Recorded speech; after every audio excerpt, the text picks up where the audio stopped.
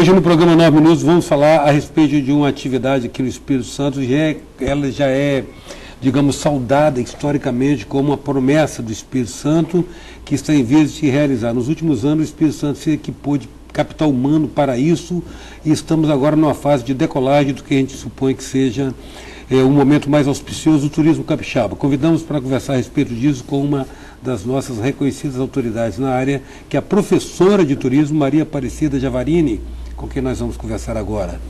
Cida, é o seguinte, muitas cidades estão despertando para o fato de que o turismo pode ser uma atividade econômica, digamos assim, na sua formação de renda, com importância estratégica, mais do que aquela atividade aleatória, ocasional, espontânea, né? Então, como é que a gente faz para poder fazer um planejamento de um destino turístico? Pois é, você pontuou aí um aspecto importante, que é uma atividade econômica, só que ela transita com aspectos que envolvem sustentabilidade, envolvem, né, cultura, ecologia. Então, ela merece ser avaliada num aspecto mais profissional. Então, falando tecnicamente da atividade turística, existe um processo de concepção de um projeto, de uma análise isso é um processo sistêmico. Não é? Ninguém desenvolve eventos como era antigamente e achava que era turismo. Hoje os profissionais já entendem o processo de um sistema muito sensível, que é o turismo, e que passa por vários segmentos da sociedade. Não é? Então hoje existe aí várias metodologias que discutem, a gente escolhe quando o profissional de turismo vai elaborar esse documento via Secretaria de Turismo, as prefeituras, ele precisa ter sido treinado para tal, entender o contexto. Bom, normalmente isso começa com diagnóstico, como qualquer projeto. Então, ele precisa saber quais são os pontos fortes, os pontos fracos, quais as ameaças, porque aquele destino possui concorrência. Ele vai se colocar, ele vai formatar os seus produtos. Então, esse diagnóstico é extremamente importante. Nesse diagnóstico, é preciso uma maturidade técnica, né? Porque senão ele fica tendencioso. É preciso uma vivência no destino, onde se faz um inventário turístico, onde se faz pesquisa de demanda para entender. Às vezes não tem nenhuma pesquisa de demanda como legado. Então, esse profissional vai fazer. E depois que ele levanta tudo isso, ele vai partir para um prognóstico. E aí ele precisa de um objetivo, normalmente discutido aí com esses gestores da pasta. Então, de uma visão daquele destino, em quanto tempo aquele destino quer ser reconhecido como um destino turístico. O que ele quer em relação ao turismo, porque senão ele não consegue planejar. Então, ele já fez o diagnóstico, agora ele vai prognosticar balizado por um objetivo que deve ser bem claro. Então, onde aquele município quer estar, ou aquela região, porque hoje se trabalha num contexto regional, onde aquela região quer estar daqui a médio prazo, né? Turismo é planejamento estratégico. A gente trabalha às vezes com médio por causa das gestões, mas o normal é o longo prazo. Então, onde aquele destino quer estar daqui a 10 anos? Daí ele vai traçar esses objetivos, as estratégias para conseguir chegar às metas e vai criar seus planos setoriais para desmembrar isso e começar a agir. E são planos que vão transitar por oficinas de sensibilização, capacitação e qualificação, normatização de alguns aspectos. Para se trabalhar com turismo precisa de uma ordem mínima de alguns processos, né? Existem guias inseridos no contexto, existe um receptivo, existem normas de alimentos e bebidas, precisa dar uma olhada, né? Você vai trabalhar com transporte, hospedagem e alimentação e mais as questões de hospitalidade. Então, ele começa a criar planos setoriais. Normalmente a gente trabalha com 7 a 10 planos setoriais. Não existe uma regra, existe uma necessidade, né? Mas quando a gente trabalha isso em sala de aula, eu peço para funilar, senão você fica com muitas frentes de trabalho. Então, esses planos, eles vão ser desmembrados em projetos. E você vai numerar isso. Projeto 1, projeto 2, mas você já diagnosticou, conversou com os atores que vão gerir o processo e agora você vai para a ação. E nesse momento, o turismo brasileiro, já tem um tempo que isso acontece, mas o Espírito Santo agora a gente já começa a sentir os efeitos de se trabalhar as regiões e não o município especificamente. Eu Agrupar peguei os duas municípios pelas suas exatamente. afinidades. Não é tão fácil quanto parece. Sim. Porque existem Barrigas. desejos diferentes, visões diferentes, o que pode ser rico, vaidades diferentes. Sim.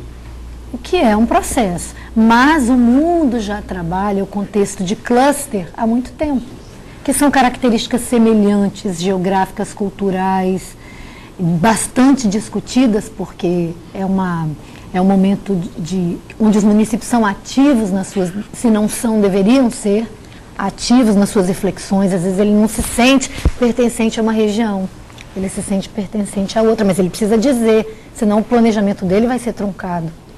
Então, o planejamento é isso, não é tão simples quanto parece, mas tem uma técnica, precisa aprender a fazer isso, e uma sensibilidade. Claro. É razão e sensibilidade. Às vezes a gente esbarra na razão, mas a gente consegue consertar. E a sensibilidade do turismo, que envolve aqueles 4 pilares da sustentabilidade, a inclusão, a economia criativa, isso é mais do que um organograma dos autores como Bene ou Petroc, que dizem assim, a fórmula é essa. Existe um caminho, mas como você vai caminhar, depende muito da sensibilidade desse profissional. Agora, você falou um aspecto cultural importante, que é o seguinte, quando a gente fala de cenários, a gente fala perspectiva de o ideal, o desejável que seja de longo prazo para maturar, solidificar, Sim. estabilizar. Mas, na verdade, nós temos uma cultura em que cada administrador impõe suas prioridades e revoga as anteriores, né? Então, você tem que trabalhar sempre no limite da gestão. Isso. Infelizmente. Trabalhar com o limite da gestão, nós conseguimos, assim, na verdade o Ministério, ele criou algumas ferramentas que dão a esse gestor uma possibilidade que dão ao turismo uma possibilidade de continuidade. Como?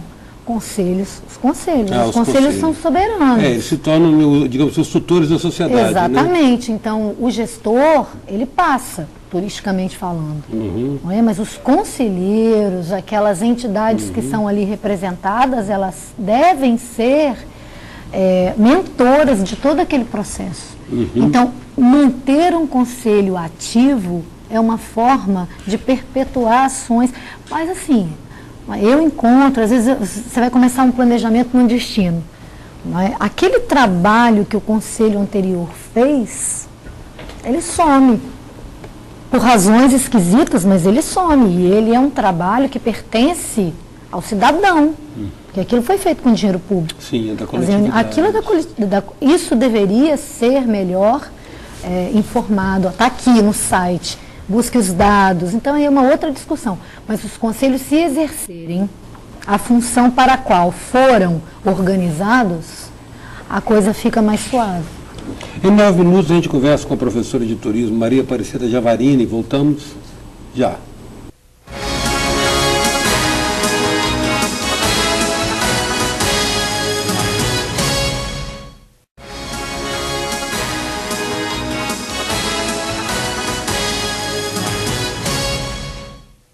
Voltamos para 9 minutos, que traz hoje a professora de turismo Maria Aparecida Javarini. Cida, você estava explicando a respeito de planejamento de destino turístico e colocou, ou seja, o caráter científico, né, da estruturação de um destino turístico. Você começa, faz um diagnóstico, faz as pesquisas, faz o inventário daqueles atributos que se julga que sejam atrativos, né? Faz o diagnóstico, faz o plano de ação, blá, blá, blá. Agora tem um conceito aí que me parece que é transversal a isso tudo, que é da hospitalidade. Explica para nós isso. É importantíssimo, é um conceito difícil às vezes de se perceber.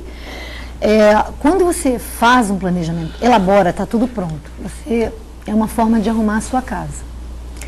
Nem sempre a casa arrumada significa que você receba bem.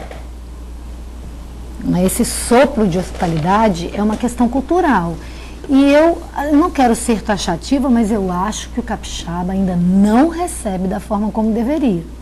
Nós melhoramos. Eu sou da primeira turma de turismo de Vila Velha, né? Houve outra.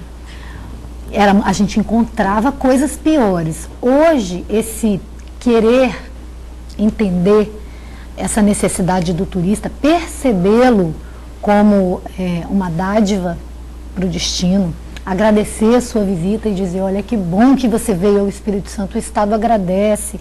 Eu acho, a gente não percebe isso muito no dia a dia. A hospitalidade, ela não é um sonho, uma coisa abstrata, não, né? Ela tem aí alguns princípios, que é a identidade, porque a identidade faz com que você tenha um vínculo com o seu território. O turismo é a atividade econômica que mais vínculo tem com o território. Sim, ela é presencial. Não é né? agricultura, não é? Ela tem um vínculo e um vínculo afetivo. O serviço é prestado no local. Ali, e você consegue colocar isso, essa parte cultural, quando você se apropria daquilo, na sua hospitalidade.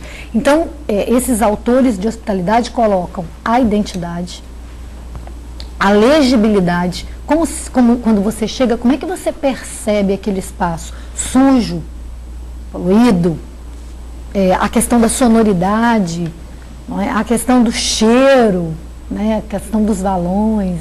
Tem gente que confunde, acha que mangue é valão, né?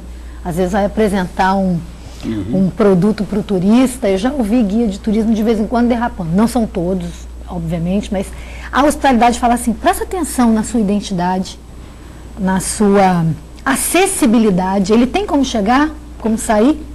Ele consegue transitar pelo destino de maneira tranquila, de maneira que ele entenda onde ele está, e para ele transitar pela cidade ele deve percorrer esses roteiros. Então, identidade, acessibilidade e essa questão da sinalização é muito importante.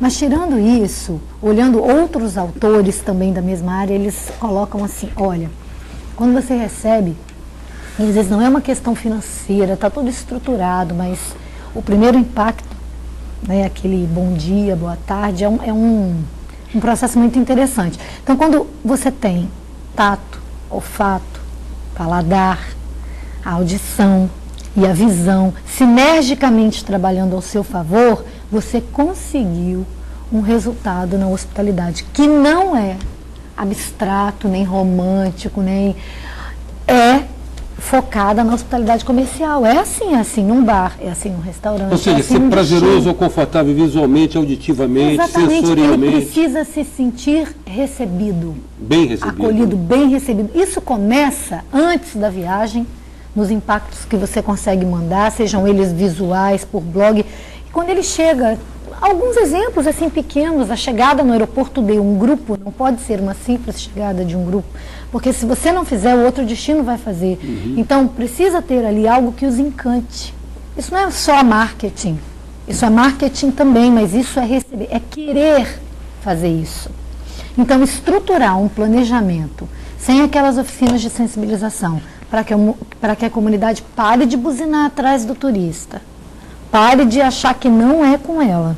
Né? A gente participou de um evento grande agora, que sentimos que talvez naquele momento, eu não medi isso, eu medi outra coisa, a comunidade estivesse alienada daquele processo. Quando ela se sente alienada, ela vai cometer alguns crimes contra esse turista, até a xenofobia. Até não aceitar, até hostilizar, como alguns destinos fazem. Então, a hospitalidade, ela doura essa pílula. Você diria que ela é indispensável. Indispensável. Isso vale, Eustáquio, para a sua casa, para mim enquanto coordenadora, para um destino, para um evento. E aí a diferença de quem sabe receber e de quem não sabe receber. Tem gente que recebe muito bem. Tem destino que recebe muito bem e ele se sente acolhido. E tem destino que está tudo muito organizado, muito limpo, mas existe uma... Falta calor, falta o feeling. Falta o feeling. Nós temos feeling? Isso é uma discussão. Nós temos